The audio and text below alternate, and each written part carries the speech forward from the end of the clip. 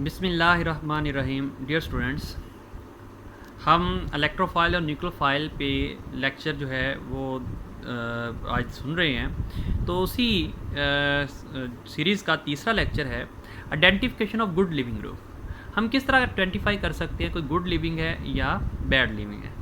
एक तो आप देखेंगे वो नेगेटिव चार्ज है या न्यूट्रल है।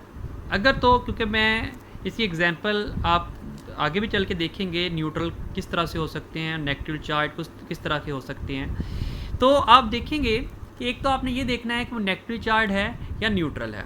अगर तो वो नेगेटिवली चार्ज है तो आप कहते हैं कि वो बैड लिविंग है। किसकी निस्बत? न्यूट्रल की निस्बत। न्यूट्रल बड़ी इजीली वहाँ से लीव कर जाएगा। इसके साथ ही हम कंपेयर करते हैं नेगेटिवली चार्ज लिविंग ग्रुप को। हम कहते हैं इनको हम किस तरह से कंपेयर कर सकते हैं तीन कैटेगरी की बुनियाद पे। Resonance, size, polarisability.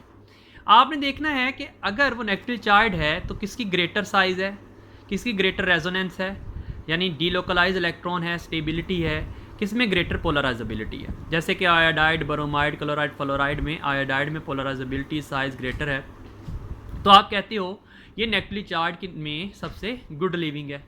Less size वाले जो हैं वो बैड लिविंग में आ जाएंगे। इसी तरह से आप कहते हैं गुड लिविंग के लिए ये कुछ कैटेगरी है कि कुछ फैक्टर हैं जिनके डिपेंड करता है। लेस बेसिक स्ट्रेंथ होनी चाहिए, इलेक्ट्रॉन डेंसिटी लेस होनी चाहिए और इलेक्ट्रॉन नेगेटिविटी लेस होनी चाहिए, तो ये गुड लिविंग हो गए।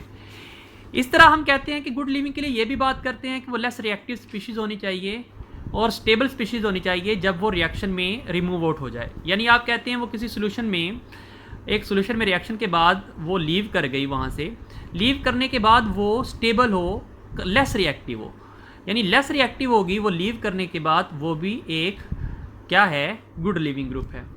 इसी तरह से ये कुछ और इसका सीक्वेंस देख लें तो आप अगर किसी रिएक्शन में गैस रिमूव करती है तो वो सबसे बेस्ट लिविंग है। उसके बाद न्यूट्रल स्पीशीज़ अगर आती है तो वो दूसरे नंबर पे, स्टेबल रेजोनेंस आ जाए नेगेटिव चार्ज में वो बेस्ट है, और 4 नंबर पे नेगेटिवली रेजोनेंस आ जाएंगे। ये भी स्टेबल होंगे, लेकिन फिर 4 नंबर पे हम देख लेंगे नेगेटिव चार्ज अदर कैटेगरी वगैरह को भी यहाँ पे हम डिस्कस कर लेंगे। इसी तरह से हम यहाँ पर मज़ीद इसकी कैटेगरीज कर रहे हैं कि किस तरह से आप कहते हैं ये न्यूट्रल को हम प्रेफर्ड करते हैं, ये गुड लिविंग है। या गैस सबसे पहले नंबर पे हम प्रेफर्ड करते हैं कि गैस जो है वो बेस्ट लिविंग ग्रुप हैं किसी भी रिएक्शन में, तो ये 1 नंबर पे हैं, तो इसको हम 2 नंबर पे कर देते हैं। और 3rd नंबर पे स्टेबल एनाइन आ जाएंगे या रेजोनेंस वाले नेगेटिवली चार्ज आ जाएंगे। तो ये इनकी कैटेगरी है लिविंग ग्रुप की। इसी तरह से इनकी एग्जांपल कुछ एक्सप्लेन कर रहा हूँ मैं।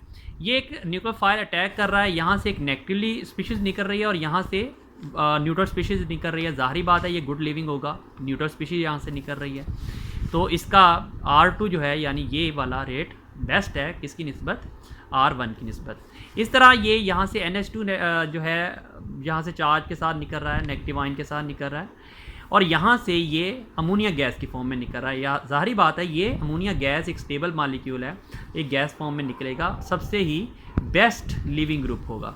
3rd नंबर पे यहाँ से एक chloride less electronegative, chloride greater electronegative, iodide less electronegative है।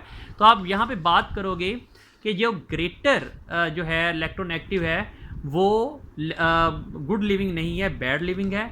और इसी तरह आयोडाइड जो है वो गुड लिविंग है क्योंकि वो लेस इलेक्ट्रोनेगेटिव है, तो ये इजीली यहाँ से निकल जाएगा, गुड लिविंग होगा। और 4 नंबर पे आप न्यूक्लियोफाइल यहाँ से अटैक कर रहा है और यहाँ से नाइट्रोजन गैस निकल रही है, तो एक्सीलेंट गुड लिविंग होगा क्योंकि यहाँ से नाइट्रोजन गैस जो है यहाँ से निकल रही है। तो नेक्स्ट हमारा आखिरी लेक्चर इस पे रह गया है 4 नंबर वाला, जिसमें हम बताएंगे कि न्यूक्लियोफाइल जो है असल में डिपेंडेंस ऑफ न्यूक्लियोफिलिक स्ट्रेंथ किन किन फैक्टर पे डिपेंड करती है। तो लास्ट लेक्चर भी इसी पे ही आप लाजमन सुनिएगा।